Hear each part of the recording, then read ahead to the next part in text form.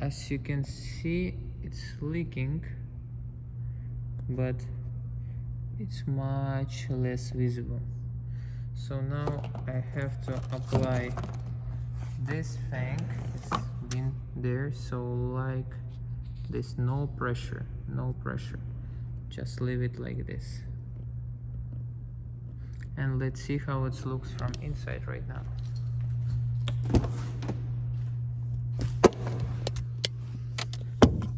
From inside,